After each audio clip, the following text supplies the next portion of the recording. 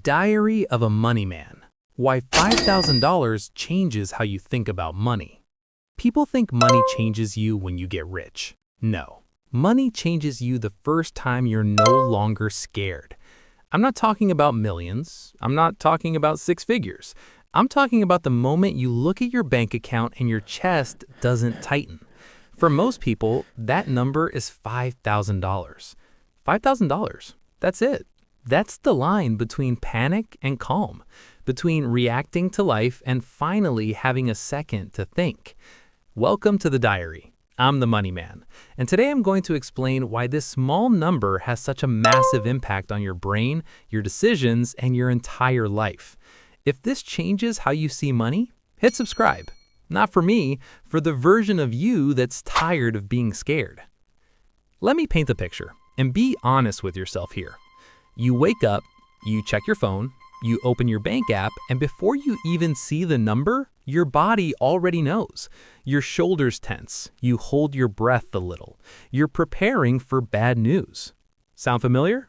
That's what life feels like when you have nothing saved. Every single day is a calculation.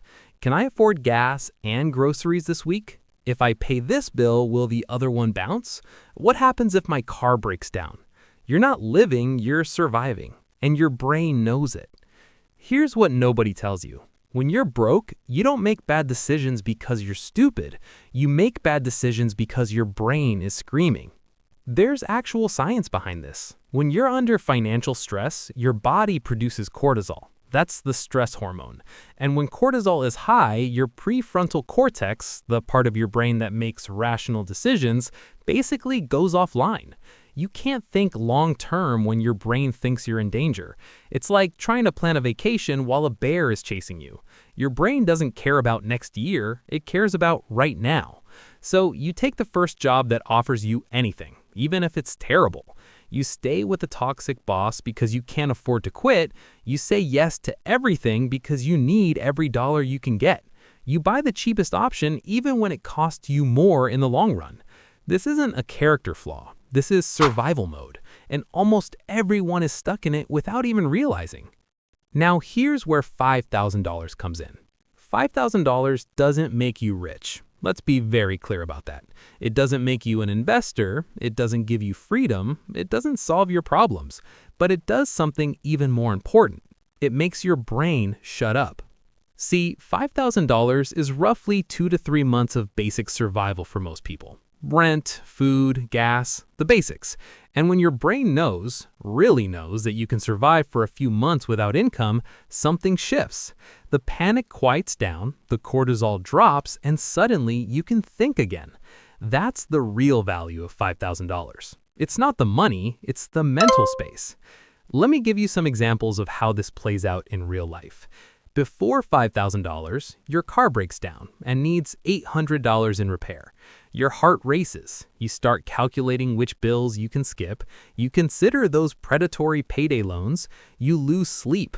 One mechanical problem becomes a full life crisis. After $5,000, your car breaks down. It's annoying, you're frustrated, but you pay for the repair and move on with your week. Same problem, completely different experience. Before $5,000, your boss treats you like garbage, yells at you in meetings, takes credit for your work, but you smile and take it because you need that paycheck. You can't risk anything.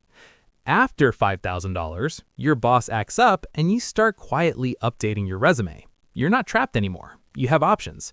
You might not use them, but knowing they exist changes everything.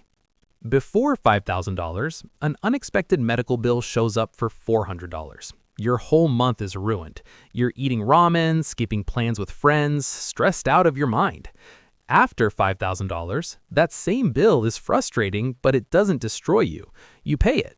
You rebuild. Life continues. This is what I mean when I say $5,000 changes how you think.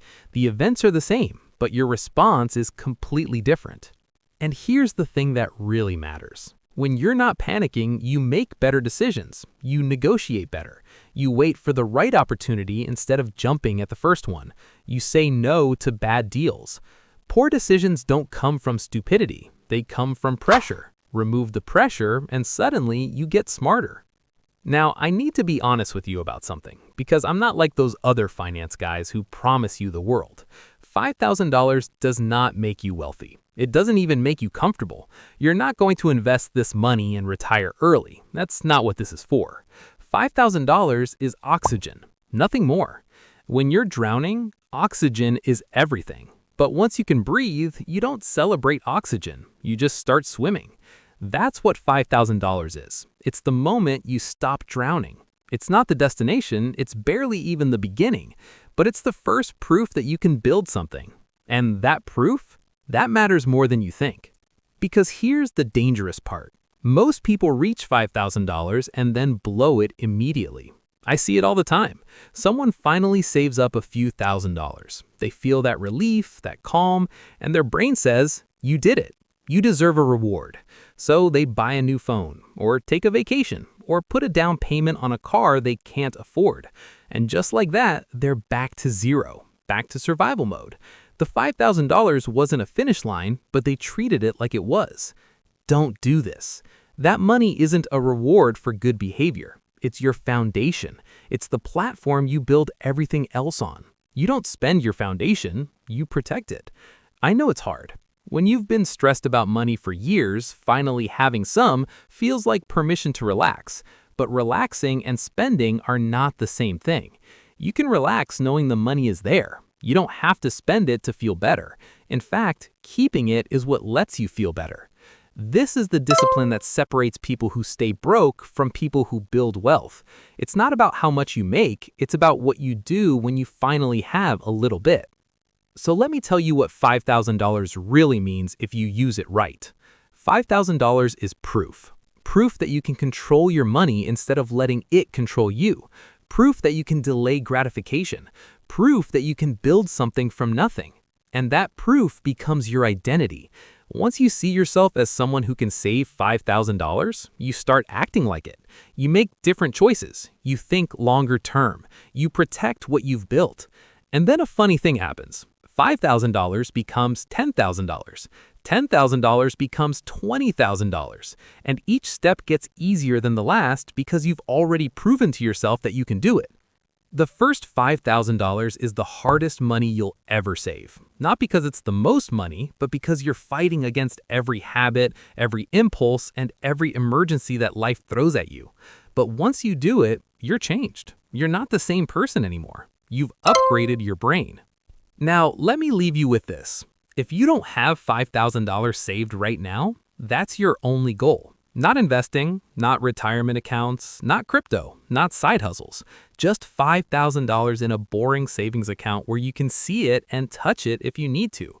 Cut expenses, pick up extra work, sell stuff you don't need.